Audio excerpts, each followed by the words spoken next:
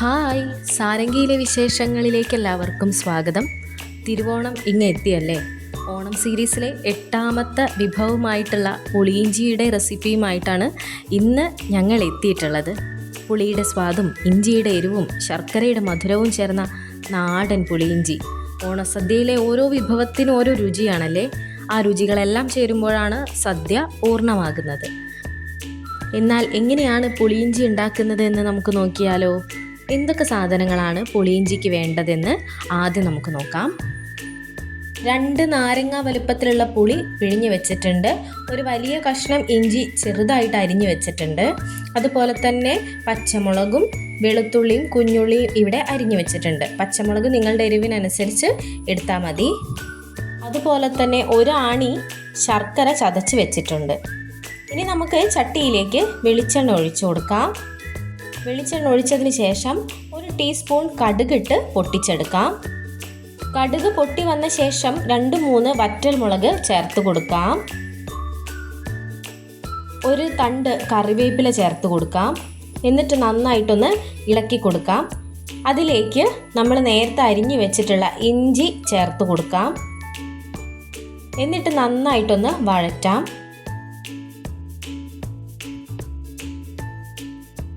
ഇഞ്ചി ഒന്ന് വഴന്ന് വരുമ്പോൾ നമ്മൾ നേരത്തെ കട്ട് ചെയ്തിട്ടുള്ള പച്ചമുളകും കുഞ്ഞുള്ളിയും വെളുത്തുള്ളിയും എല്ലാം കൂടെ അതിലേക്ക് ചേർത്ത് കൊടുക്കാം.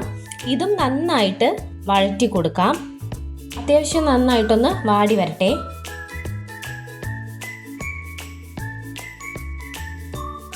ഇത് നന്നായിട്ടൊന്ന് പാകത്തിന് വാടി വന്നിട്ടുണ്ട്. ഇനി നമുക്ക് നേരത്തെ എടുത്ത് വെച്ചിട്ടുള്ള പുളിവെള്ളം ഇതിലേക്ക് ചേർത്ത് കൊടുക്കാം. എന്നിട്ടൊന്ന് മിക്സ് ചെയ്ത് കൊടുക്കാം. ഇനി ചതച്ച് വെച്ചിട്ടുള്ള ശർക്കര കൂടി ചേർത്ത് കൊടുക്കാം. ശർക്കര കൂടി നന്നായിട്ടൊന്ന് മിക്സ് ചെയ്ത് കൊടുക്കാം. ഇനി പാകത്തിനുള്ള ഉപ്പ് ചേർത്ത് കൊടുക്കാം.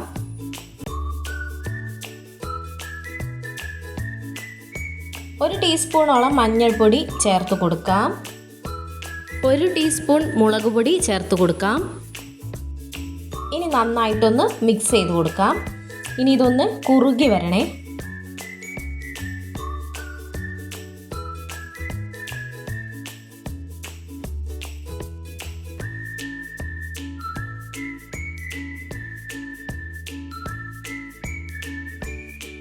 അത്യാവശ്യം പുളിയിഞ്ചി കുറുകി വന്നിട്ടുണ്ട്. ഞങ്ങളിവിടെ പുളിയിഞ്ചി എന്നാണ് പറയുക. പുളിങ്കറി എന്ന് പറയുന്നവരുണ്ട്, ഇഞ്ചിപ്പുളി എന്ന് പറയുന്നവരുണ്ട്. എന്തൊക്കെയായാലും വിഭവം ഒന്ന് തന്നെയാണ്. ഇനി നമുക്കിതിലേക്ക് ഒരൽപ്പം കായപ്പൊടി ചേർത്ത് കൊടുക്കാം.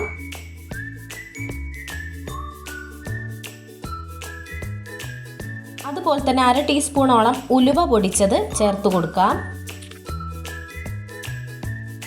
ഇനി നന്നായിട്ടൊന്ന് മിക്സ് ചെയ്ത് കൊടുക്കാം.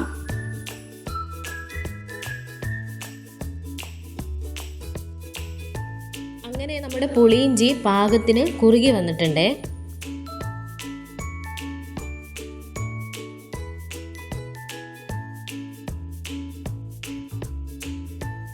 വളരെ എളുപ്പത്തിൽ തയ്യാറാക്കാവുന്ന ഒരു ഓണസദ്യയുടെ വിഭവം തന്നെയാണ് പുളിയിഞ്ചി.